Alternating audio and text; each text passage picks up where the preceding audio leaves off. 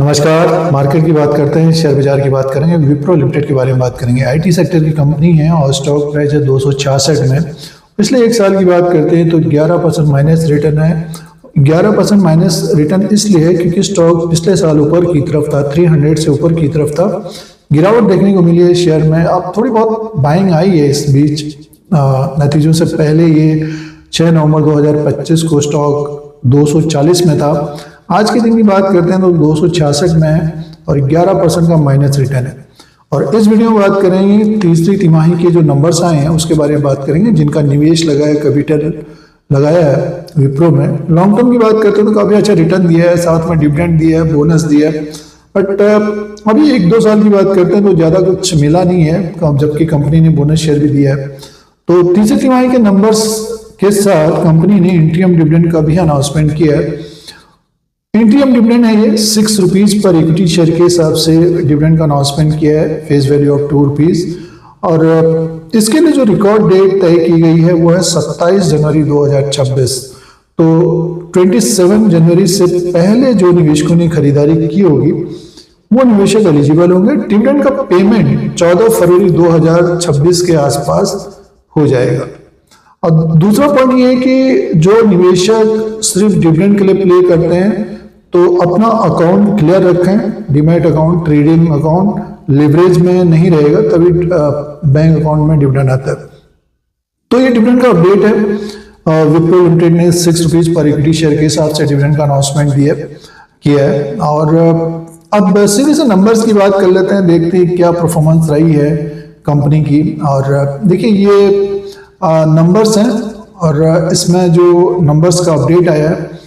अब सीधे से नंबर की बात करते हैं तो देखिए ये कंसोलिडेटेड नंबर है, ये फाइनेंशियल रिजल्ट है विप्रो का। इसमें जो अपडेट आया है इनकम का 23,555 करोड़ का है। अदर इनकम को हम प्लस करके देखते हैं तो टोटल इनकम का जो अपडेट है 24,561 करोड़ का है। और इससे पहले क्वार्टर में 23,645 करोड़ का है, एक साल पहले 23,322 करोड़ का है। तो थोड़ी बहुत ग्रोथ तो देखने को मिल रही है टोटल इनकम में। अब एक्सपेंसेस की बात करते हैं तो 20,430 करोड़ का एक्सपेंसेस है। कंपनी का जो प्रॉफिट का अपडेट आया है इसमें देखिए 3,145 करोड़ का है और इससे पहले क्वार्टर में 3,262 करोड़ का था और 3,366 करोड़ का साल भर पहले था। अब की बार आईटी सेक्टर की जो कंपनियां हैं वो मुनाफा कम आया है क्योंकि एक्सपेंसेस बढ़ गया है।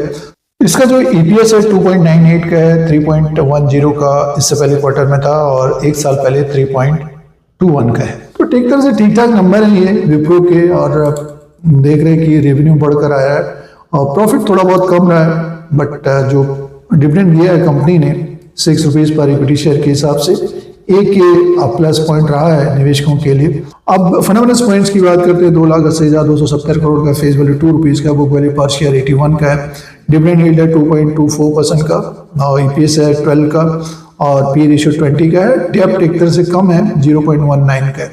तो बुक वैल्यू पर शेयर के हिसाब से देखते हैं तो 81 का बुक वैल्यू है। स्टॉक अभी देखिए 266 में ही है और थोड़ी बहुत ग्रोथ भी देखने को मिल रही है। तो आगे जितने भी क्वार्टर्स के नंबर्स आएंगे उसमें देखना पड़ेगा कि क्या ग्रोथ रहती है, तो उसी के अनुसार शेयर कारोबार करेगा। और इसका जो शेयर प्राइस है पिछले एक साल में तो माइनस रिटर्न दिया है। ऊपर की तरफ देखिए ये स्टॉक 284 के ऊपर ही टिक जाता है, 284 रुपये 80 पैसे के ऊपर टिकता है, तब इसमें एक तेजी देखने को मिलेगी। स्टॉक हमें ऊपर की तरफ जाता हुआ दिखाई दे सकता है 300 को क्रॉस करने में थोड़ा बहुत समय लगेगा, क्योंकि पिछले साल जो निवेशकों ने लिया होगा तो वो एक तरह से वरीड में है कि कब हमारा शेयर प्राइस आए, कब हम निकले, और जबकि बाजार टॉप बना रहा है और विप्रो के शेयर ने रिटर्न माइनस दिया है, खाली डिविडेंड दिया है। तो ये मन में रहता है जो निवेशक निवेश करते हैं और होल्ड करना चाहिए। ऊपर की तरफ जो फंस गए नतीजे आपने देख लिए, डिविडेंड लीजिए। डिविडेंड के बाद रैली बनती है तो अपना डिसीजन करें, फैसला करें। तो ये विप्रो के बारे में जानकारी थी। Q3 के जो रिजल्ट्स आए उसका अपडेट था। इस तरह की जानकारी के लिए Dheeraj Singh stocks bull beer को सब्सक्राइब करें, लाइक करें, शेयर करें, कमेंट करें। धन्यवाद।